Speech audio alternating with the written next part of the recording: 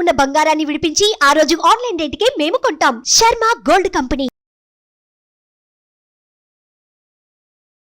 నమస్తే, welcome to Suman TV. నేను మీ యామ్ని.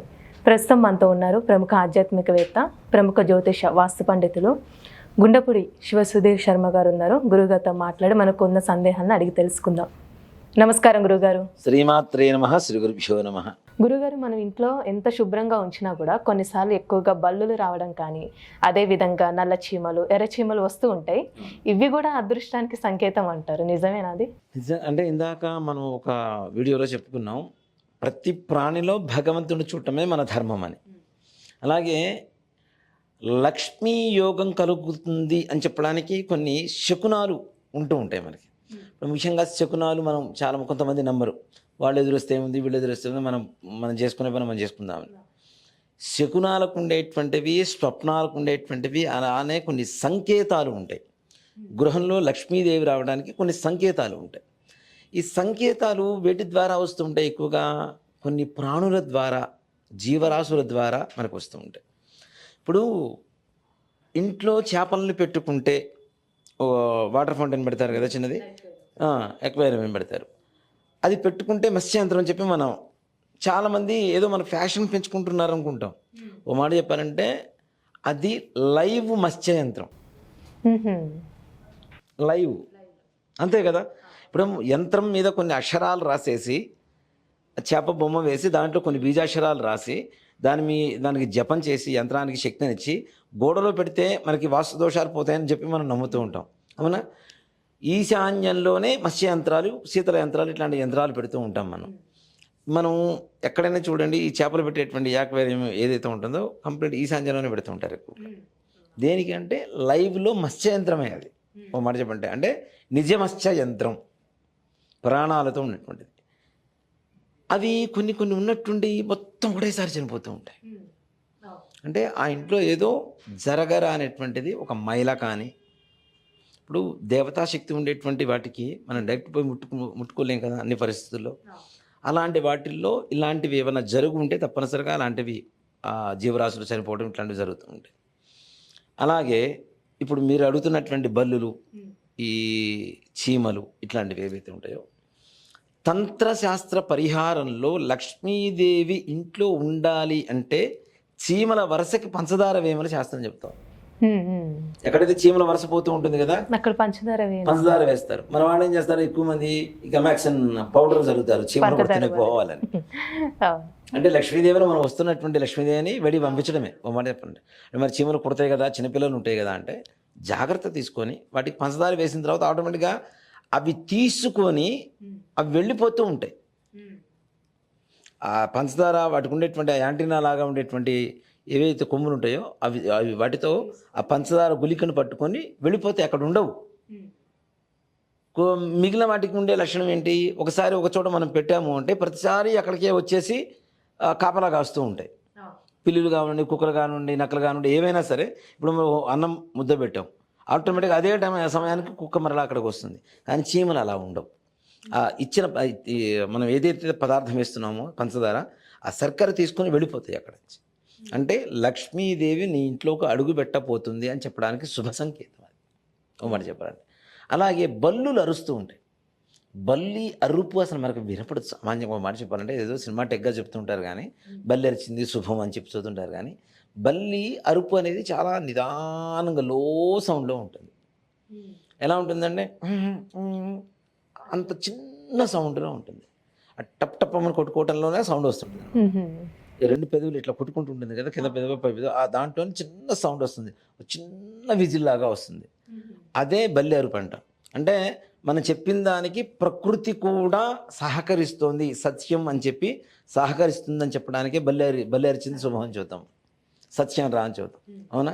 ఇప్పుడేంటి, కరెంటు పోయినా మనం చెప్పేటప్పుడు కరెంటు పోతే సత్యం అంటాం, వస్తే సత్యం అంటాం, తుమ్మినా దగ్గిన అనే దానికి.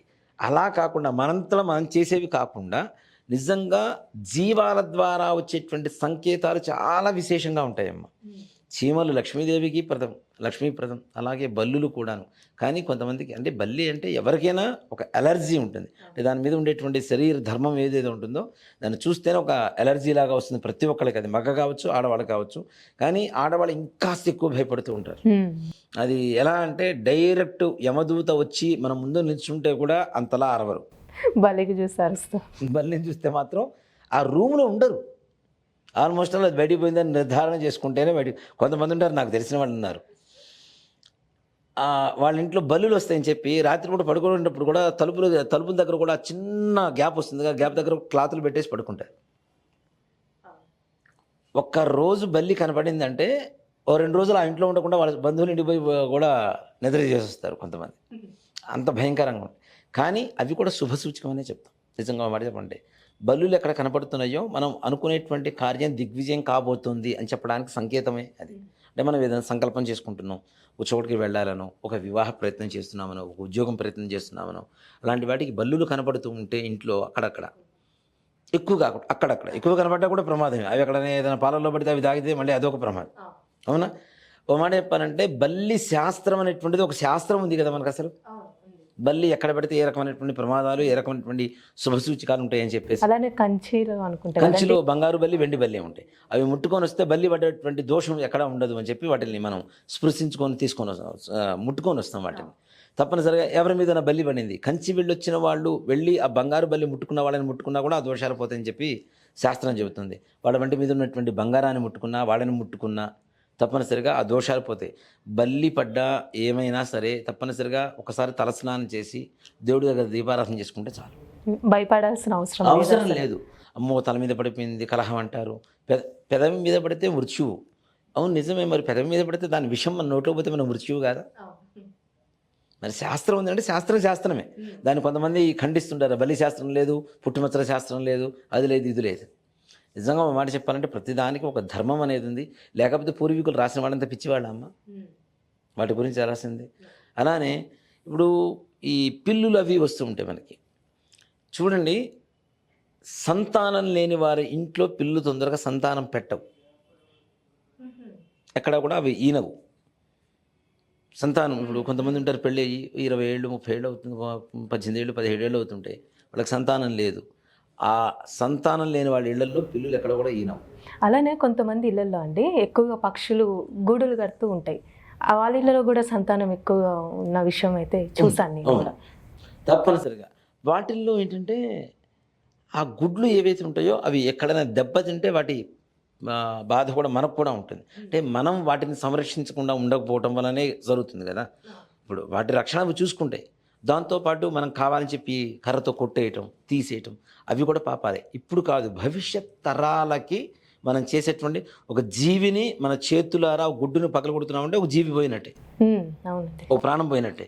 సో ఇవి భవిష్యత్ తరాలకి మనం అందించబోయేటువంటి పాపాల కింద లెక్కకు వస్తాయి. వాటిల్లో ముఖ్యంగా సర్పాలు.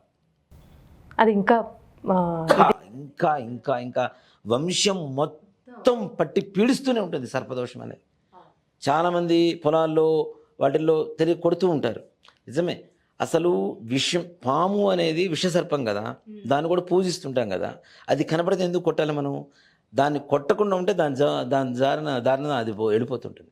పాము ఎందుకు కాటేస్తుంది మనల్ని అంటే మనమేం చేస్తాము అనేటువంటి ఒక భయంతో మనల్ని కాటేస్తుంది. కానీ దాన్ని మనం ఏం చేయకుండా ఉంటే అది పోయేటువంటి దారిలో చక్కగా వెళ్ళిపోతూనే ఉంటుంది. అవునా? ఇప్పుడు పాములు పట్టేవాళ్ళు కూడా చంపరు చూడండి, చక్కగా తీసుకెళ్ళి బ్యాగులో పెట్టేసి అక్కడ అడవుల్లో వదిలేస్తుంటారు వాటి.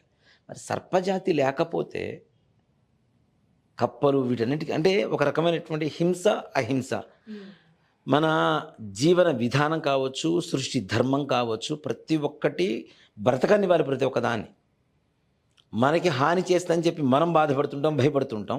మనం ఎక్కడ హాని చేస్తామో అని చెప్పి అవి ఎదురు తిరిగితే అప్పుడు కాటు వేస్తున్నాయి. అవి ఒక కర్ర తీసుకుని కొట్టబోండి అప్పుడు కాటేస్తుంది. నిజంగా ఇప్పుడు చాలామంది చాలా వీడియోస్ చూస్తూనే ఉంటారు, పాము కనపడుతుంటుంది, దండం పెడుతూ ఉంటే అవి పోతాయా? పోవా? వెళ్ళిపోతాయి. మరి వాటిని ఏమైనా చేస్తేనే కదా అవి మనల్ని చేసేది. వాటి మనుగడ లేకుండా మనం చేస్తున్నాం. పాములు లేకుండా, పక్షులు లేకుండా, జంతువులు లేకుండా కొన్ని రకాల జంతువులే అసలు అంతరించిపోయేటువంటి పరిస్థితికి వచ్చేసి. అంటే కొన్నిసార్లు మనం పాముని మనం భయంతో చంపేస్తాం కదండి, అవి కూడా శాపంగా అవుతుందా? అంటే కొంతమంది దానికి సంబంధించి దాన సంస్కారం అదొకలాగా చేస్తూ ఉంటారు.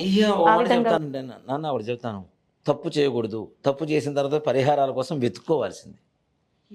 ఏదేమైనా సరే ప్రాణం అయితే తీసాంగా, దాన్ని పాపం అయితే పోదు కదా. కుక్క, పిల్లి ఇట్లాంటివి చాలా ఘోరమైనటువంటి, నిజంగా అంటే ఒక కథ చెప్తాను అన్న, కథ కూడా కాదు, నిజంగా జరిగింది ఇది. ఒక ఊర్లో, మా అమ్మమ్మ గారి ఊరు, ఆ ఊరి పెద్ద ఆయన, వాళ్ళ బావిలో ఎండిపోయింది, బావి మొత్తం ఎండిపోయింది దాదాపుగా. ఒక పిల్లి దాంట్లో ఈనింది, పిల్లలు పెట్టినాయి.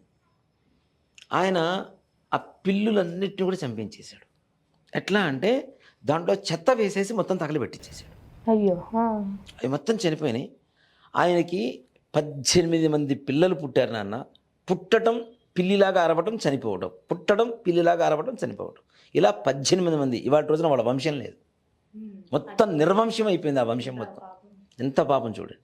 అందుకనే మనం పిల్లిని చంపిన పాపం, అసలు అసహ్యమైనటువంటి పదార్థాలు తిన్నా పోదు అని చెప్తారు, మనం తిన్నా పోదు అని చెప్తారు. కుక్కను చంపిన పాపం గుడి కట్టించినా పోదు అని చెప్తారు. వీటన్నిటికంటే ఇంకా పాపం ఏమిటి అంటే సర్పం, జంతువులు. ఇవి కూడా శుభ సూచికాన్ని ఇస్తుంటాయి. ఇప్పుడు కొంతమంది చూడండి, అడవిలో ఎవడో పడుకొని ఉంటాడు, వర్షం పడుతూ ఉంటుంది, పాము పడగబడుతుంది, పాము పడగబడుతుంది. అలా పడగ పట్టడం అంటూ ఎవరికైనా జరిగింది అంటే వాడిని ప్రపంచంలో ఆపగలిగినటువంటి శక్తి ఎక్కడ పుట్టలేదనే చెప్పాలి. పాము పడగెత్తితే వాడు కోట్లకు పడగెత్తుతాడని శాస్త్రం. ఒక మాట కూడా అంటారు కదండి ఈ విధంగా. అలాగే మనకి ఇప్పుడు శృంగేరి ఉంది నాన్న. శృంగేరిలో శంకర మఠం, ఆదిశంకరాచార్య స్వామి వారు అక్కడ శారదాంబ వారిని ప్రతిష్ఠ చేసి ఒక శంకర మఠం నిర్మించడానికి కూడా గల కారణం అదే. వర్షాకాలంలో వర్షం పడుతూ ఉంటే శంకరాచార్య స్వామి వారు అటు వెళుతూ ఉంటే, కప్ప తడుస్తూ ఉంటే పాము పడగెత్తి దానికి కాపలా కాసింది, దాన్ని తడవకుండా. అక్కడ అంటే అసలు పాము కప్ప కనబడితే తినేస్తుంది, అవునా? అలాంటి కప్పకి పాము పడగబడుతూ ఉంది. అక్కడ ధర్మం 4 పాదాల మీద నడుస్తుంది ఇక్కడ అని చెప్పి అక్కడ శంకర మఠాన్ని స్థాపించడం జరిగింది ఆదిశంకరాచార్య స్వామి వారు. అంటే సర్పజాతికి కూడా నీతి, నిజాయితీ, ధర్మం అన్నీ పాటిస్తాయి. ఎప్పుడంటే వాటికి ఎదురు తిరగకుండా ఉన్నంత కాలం మాత్రమే. ఎదురు తిరిగితే, ఇప్పుడు గట్టిగా నన్ను ఎవరిని అరిస్తేనే అరుస్తానా రవణ? నాకెందుకు వచ్చిన బాధను తలంచుకొని పోతానా? ఉండరు కదా. మరి మనిషివి అన్నీ తెలిసినటువంటి జ్ఞానం ఉన్నటువంటి నువ్వే అలా చేస్తే, కొన్ని జ్ఞానాలు మాత్రమే ఉండేటువంటి అవి మాత్రం ఎలా ఉంటాయి చెప్పండి? దీంట్లో పాముల్లో కూడా చాలా రకాలు ఉంటాయి. నాగుపాము అందరూ చూస్తుంటారు ఇంత పొడవు ఉందని. నాగుపాము ఎప్పుడూ కూడాను మహా అయితే అడుగు మించి ఉండదు, గుర్తుపెట్టుకోండి. ఈ చూపించేది నాగుపాము, దండం పెట్టుకోండి, అది చేసుకోండి, ఇవన్నీ చాలా చెప్తుంటారు. ఇవి కాదు. నాగుపాము అనేటువంటిది, నాగేంద్రుడు అనేటువంటిది ఇంతకు మించి ఒక అడుగు మించి ఎక్కడ ఉండదు. అది వెళుతుంది అంటే అక్కడ మొత్తం దాదాపు ఒక 15-20 ఎకరాల స్థలం వరకు మొత్తం కూడాను సుగంధ పరిమళాల వాసన వెదజల్లుతూ ఉంటుంది నాగుపాము వెళ్తూ ఉంటే. అంతేగాని మిగిలిన ఈ త్రాసు పాములు, కట్ల పాములు ఇవన్నీ కూడా ఇవి కావు మాట చెప్పండి. నాగేంద్రుడు అంటే చిన్నగానే ఉంటుంది, పెద్దగా ఉండదు. అలాంటివి సందర్శించడం అనేది ఇప్పుడు జరిగేటువంటి పరిస్థితుల్లో అసాధ్యమైనటువంటి పని. కాబట్టి పాము ఇంటి ముందుకు వచ్చి ఇట్లా బుసలు కొట్టేసి చూసేసి వెళ్ళిపోతుంటుంది. అది కూడా తప్పనిసరిగా నీ ఇంట్లోకి మహావిష్ణువు లక్ష్మీ సమేతంగా ప్రవేశిస్తున్నాడని చెప్పడానికి ఒక నిదర్శనం, ఈశ్వర అనుగ్రహం కలుగుతుందని చెప్పడానికి ఒక నిదర్శనం. ఇందాక చీమల గురించి చెప్పుకున్నాం, బలుల గురించి చెప్పుకున్నాం, పిల్లుల గురించి చెప్పుకున్నాం. అందుకని చూడండి, ఈ ఇందాక మనం చెప్పుకున్నట్టుగా పిల్లులు సంతానం లేని వాళ్ళ ఇళ్లలో ఎక్కడ ఈనవు. పొరపాటున ఈనిందా ఆ వంశం వృద్ధి ఎక్కడ ఆపడానికి కూడా ఎవరికీ తరం కాదు. తప్పనిసరిగా తదుపరి సంతాన యోగం వీళ్ళకి కలగబోతుందని చెప్పడానికే అది సంకేతంగా తెలుసుకోవాలి మనం. పిల్లులు కూడా చూడండి, ఒక చోట పెడితే 7 ఇళ్ళు మారుస్తుందని చెప్తుంటారు. ఒక చోట ఇంతుంది, ఇంకో చోట పెడుతుంది, మళ్ళీ ఇంకో రోజుకి ఇంకో చోట పెడుతుంటుంది. అంటే వాటిని సంరక్షించుకునేటువంటి శక్తి ఉంటుంది. తప్పనిసరిగా వాటిని ఎక్కడా కూడా ఏ రకమైనటువంటి మరణానికి గురి కానివ్వవు అవి. అంటే దాని పరమార్థం ఏంటి? ఎక్కడ పిల్లి ఈనుతుందో సంతానం లేని వాళ్ళ ఇంట్లో వాళ్ళ వంశం ఎక్కడా కూడాను ఆటంకం లేకుండా వృద్ధి జరుగుతుందని చెప్పడానికి సంకేతం అవుతుంది. అందుకే 7 ఇళ్ళు అలా తిరుగుతుంది. అందుకని ఇవన్నీ కూడాను మన జీవరాశులన్నీ కూడాను ఒక్కొక్క సంకేతాన్ని మనకు తెలియజేస్తూ ఉంటాయి. ఇందాక మన శృంగాల గురించి మాట్లాడుకున్నాం. అలాగే ప్రతి జీవరాశి కూడా ఒక సంకేతాన్ని ఇస్తూ ఉంటుంది మనకి. అది శుభమా అశుభమా? చాలామంది గబ్బిడాలు ఇంట్లోకి వచ్చిన మేము ఇంట్లో ఉండకూడదు అంటారు. అది కూడా అంటారు కదా. గరుడ పక్షి అంటే గ్రద్దలు ఎప్పుడైతే ఇంట్లోకి వస్తాయో అప్పుడు మాత్రమే ఉండకూడదు. ఈ గబ్బిలాలకి ఏం పర్లేదు అంటారు. గరుడ పక్షి అసలు ఇంట్లోకి రాదు, నెంబర్ 1. ఇంకోటి వస్తుంది గుడ్లగూబ కదా. గుడ్లగూబలు వచ్చిన ఇంట్లో మాత్రం ఏదో చెడు జరగబోతుంది అని సంకేతం. అలాగే భూత ప్రేత పిశాచ బాధ కూడా ఆ ఇంట్లో ఉన్నది అని చెప్పడానికి ఒక సంకేతం. గబ్బిలాలు మనకు రాను రాను సినిమాల్లో చూసి గబ్బిలాలు ఏదో గుహలో ఉంటాయి, బయటికి రావడం, ఈ రకమైనటువంటి ఇవి చేస్తున్నాం. కానీ గబ్బిలం ఎక్కడ ఏ ఇంట్లో అయితే ఒకసారి తిరిగి వెళ్ళిందో ఆ ఇంట్లో లక్ష్మీదేవి తప్పనిసరిగా కనకవర్షం కురిపిస్తుంది. ఇది నా స్వానుభవం కూడా. నాకు డబ్బులు లేవు అనుకున్నప్పుడల్లా మా ఇంట్లో ఎప్పుడో ఒకప్పుడు ఒక గబ్బిలం చూసామండి ఎక్కడో చోట. అసలు ఆ తర్వాత 1 సంవత్సరంన్నర 2 సంవత్సరాల పాటు నాకు ఎక్కడ ధనానికి ఎక్కడో లోటు ఉండేది కాదు. ఏదో ఒక విధంగా డబ్బులు చేతికి వస్తుండేవి, చక్కగా హాయిగా ప్రశాంతంగా జీవితం సాగిపోతూ ఉండేది. గబ్బిలాలు కూడా లక్ష్మీప్రదమే.